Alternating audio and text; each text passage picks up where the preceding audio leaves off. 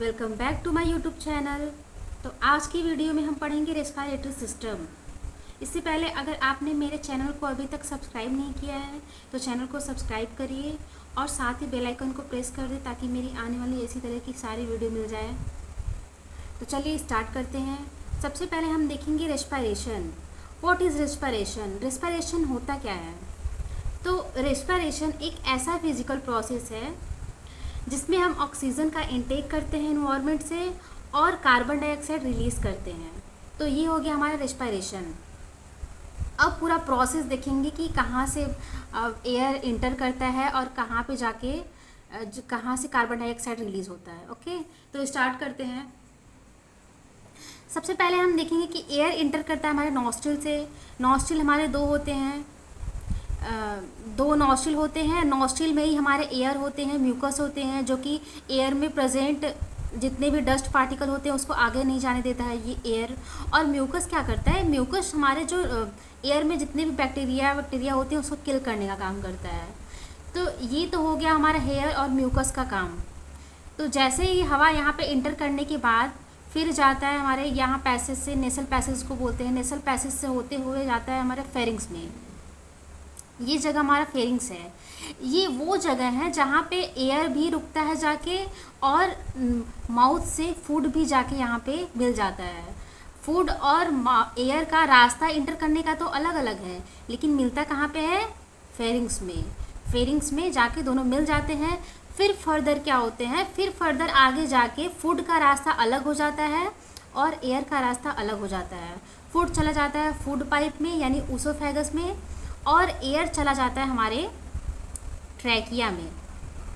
ये लंबी सी हमारी ट्रैकिया है। तो ये तो हो गया हमारा एयर। एयर हमारा सबसे पहले हम देखेंगे, पहले नॉस्ट्रिल से इंटर किया, इंटर करने के बाद चला गया हमारे नेसल पैसेज से होते हुए आ गया फेरिंग्स में। फेरिंग्स से होते हुए लेरिंग्स में आएगा। लेरिंग्स से होते हुए फिर एपिग्लॉटिस, एपिग्लॉटिस से होते हुए आएगा हमारा ट्रैकिया में। ये ट्रैकिया इसको बोलते हैं विंड पाइप।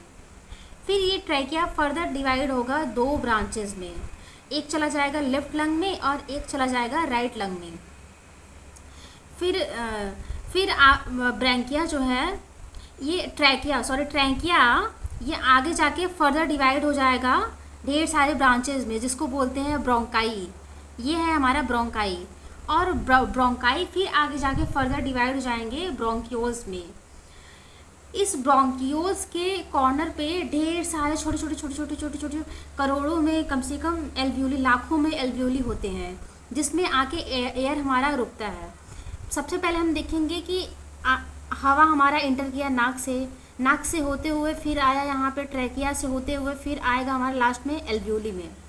एल्वियोली में अब ऐसा क्या होगा कि जो है कि यहाँ पे कार्बन डाइऑक्साइड फिर बाहर निकलेगा। अभी हम देखेंगे जिससे अभी समझ में आएगा।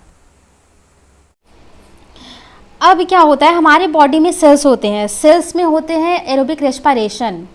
उसको रेस्पिरेशन करने के लिए चाहिए ऑक्सीजन। ऑक्सीजन कहाँ से मिलेगा? एल्वियोली से। अब एल्वियोली समहाउ पहुँचेगा हमारे सेल्स में। सेल्स में कैसे पहुँचेगा वो अभी हम आगे देखेंगे। पहले बस इतना जान लो कि हमारे सेल्स में ऑक्सीजन पहुँचेगा। फिर ऑक्सीजन क्या करेगा? हमारे सेल्स में होते हैं एरोबिक रेस्पिरेशन, जिसमें ग्लूकोज को ऑक्सीजन चाहिए। तो ऑक्सीजन यहाँ मिल जाएगा। ग्लूकोज प्लस ऑक्सीजन मिल के बनाएंगे हमारे एनर्जी और कार्बन डाइऑक्साइड रिलीज़ करेंगे। ओके, तो ये हो गया हमारा रेस्पिरेशन। तो सबसे पहले देखेंगे कि ये जो हमारा एल्वियोली है, अगर इसका स्ट्रक्चर हम देखें तो ये कुछ ऐसा दिखता है एल्वियोली।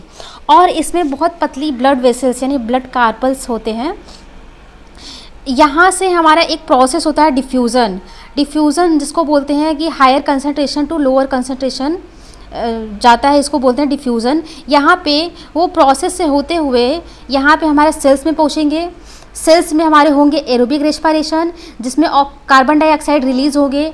तो कार्बन डाइऑक्साइड रिलीज़ होने के बाद फिर से यहाँ पे वो ब्लड कैपिलरी से इंटर करता है हमारे एल्वियोली में। अब ये कैसे इंटर करता है? वो ब्लड से, ब्लड के हेल्प से वो ट्रांसफ़र होता है सेल्स में हमारे ट्रांसफ़र होंगे थ्रू ब्लड। ब्लड से यहाँ पे रेस्पिरेशन होने के बाद वो जो कार्बन डाइऑक्साइड रिलीज़ हुआ है वो हमारे फिर से एल्वियोली में पहुँचेंगे। फिर एल्वियोली से होते हुए जो कार्बन डाइऑक्साइड है बाहर की ओर रिलीज़ हो जाएगा। ये हो गया हमारा रेस्पिरेशन। तो एक बार फिर से हम ऊपर से फ्लो चार्ट के जैसे देख लेते हैं। सबसे पहले हमारा एयर इंटर किया तो आया हमारे एल्वियोली में।